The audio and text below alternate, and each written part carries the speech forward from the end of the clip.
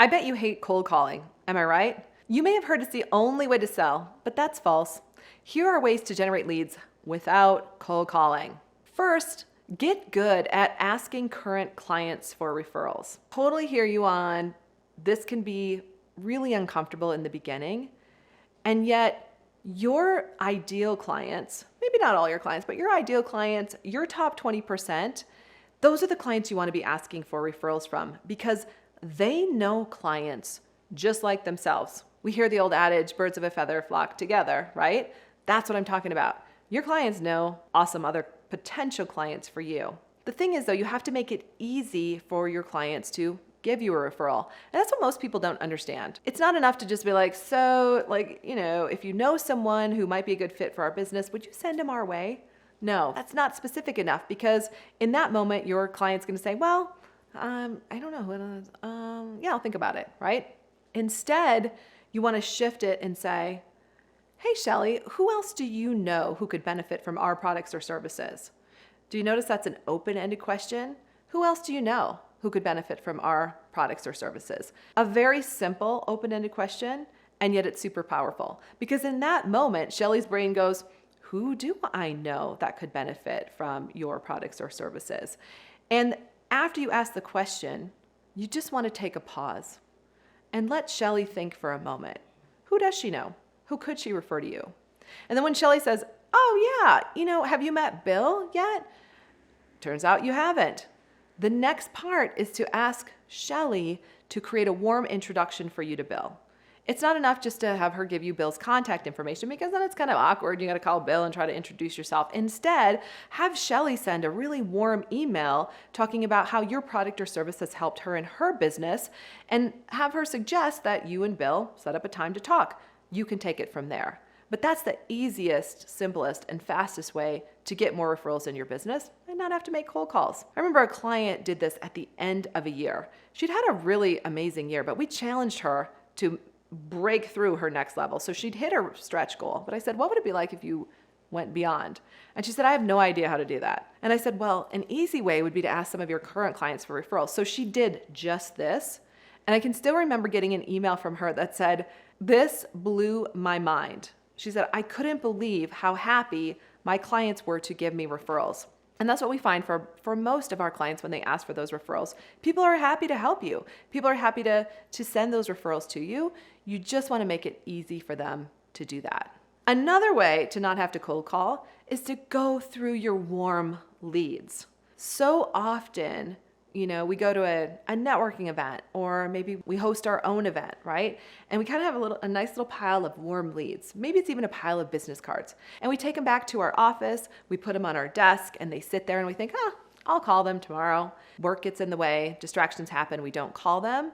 And pretty soon a little dust starts to get on there. But if you, in this moment, think about those warm leads, you could still go back to them. Or maybe they're sitting in your inbox, right? Maybe they're in your email and they're just waiting for you to follow up. So we find that most of our clients have 5 to 10, if not more, warm leads that are still kind of floating out there. And so this is your opportunity to send an email, make a phone call, book another appointment so you can chat with them about how your business can truly still help them before the year is up.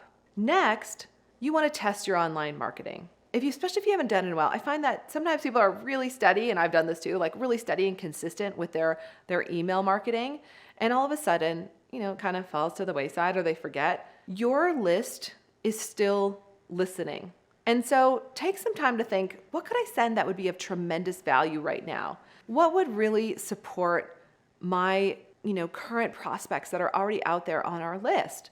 And get creative. And this is an opportunity to really brainstorm maybe with your marketing team, brainstorm with the other people in your company to come up with a list of ideas, right? A list of ways that you could add value right now. And you might just be surprised how many of your prospects raise their hand and say, hey, I'm still interested. Yes, I'd love to book a meeting.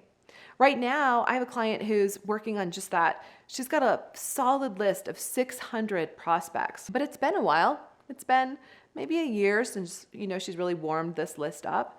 So I said, just create a couple of emails, 3 to 4, and invite them to a call with you. And so we built an email, and for her, this is really powerful. She closes a lot of business by having one-on-one calls with her prospects. So we built the emails, and she started to send them out. And she was shocked to see how active her list actually still is and how many people did want to book a call to chat with her. So test it, test your list. Fourth, networking. You want to be out there networking. I can tell you in the beginning of my business, I focused heavily on networking. One of the most powerful things that I could have done at that time. And I called it my rule of 3 for networking. I joined a leads referral group. I also joined an association, a business association. And third, I was also part of a nonprofit, part of a charity that I really love, and I sat on the board. That's my rule of 3. Be in a business-to-business leads group, also be in your association, and be part of a nonprofit that you love. And in all of those, I recommend being on the board. Be in leadership, because that's a way to be more visible, to support the organization. But I also find that a lot of business happens at the board meetings. A lot of business happens with those relationships. So networking can still be a very solid and very powerful way to grow your business and not have to cold call. And finally, number 5, you want to develop solid referral partners. And we talked a little bit above of asking your current clients for referrals, but this is different. True referral partners have businesses that are not in competition with you, but you share the same ideal clients, right? So an example might be a chiropractor and a naturopath, for example. They would be great together, different services, but people who are seeking different types of treatment, for example. When you can find a referral partner that understands your business, who shares your ideal clients, it can be so easy to grow your business. And then imagine if you had 3 to 5 really strong referral partners who were sending you each, 1 to 3 clients a month. When you start to do the math, that's 5 to 15 clients per month, new clients per month coming in from your referral partners. This is an area that I find a lot of clients aren't familiar with or aren't sure how to build that kind of relationship. And so what I recommend is just to start with one. Find one company that shares your ideal client but isn't in competition with you. Have a meeting with the owner or whoever is taking care of the sales at that company. And then from there, ask each other, how can we support each other's businesses over the upcoming year? And you really want to dig down to sharing who your ideal client is, because they're not going to know. Be very specific. Who's your top 20%? Who is it that, that lights you up, that you really love working with? Get a really clear description of that ideal client, and then have your referral partner do the same. When the two of you sit down together, by going through this list, you can both start to think about people that you already work with, clients you already work with, who would be a good fit for that other business, and vice versa. What I can tell you about referral partners, though, is it's a commitment. One and done is not enough. Having a referral partner means meeting with them regularly. And in the beginning, this might mean once a week, right? So that you can get to know them, they can get to know you, you can get to know their ideal clients. And some of my favorite work came out of the Referral Institute, which was founded by Dr. Ivan Misner, also the founder of BNI. And Dr. Ivan Misner did incredible research about referral partners and networking. And I really owe lots of credit to him and what he taught me over the years about creating referral partners that last for life. All right, so again, if you're tired of cold calling or just don't feel like doing it, you want to do a couple things. Ask current clients for referrals. Go through your warm leads. They're laying around. Look at your desk. Test your online marketing or just warm your list up again. Get out there and network. And finally, develop powerful referral partners that can last for the lifetime of your business. And you're still here, so I have a pro tip for you. If you're thinking like, oh my gosh, I would love to have a referral partner, I don't even know where to begin, I'm going to challenge you with the 50 ideas exercise. This idea was shared with me originally by Brian Tracy, and there have been studies since that have been done to show the power of this. And it's really simple. Take a pen and a piece of paper and ask yourself, who are 50 potential businesses that could be referral partners of mine?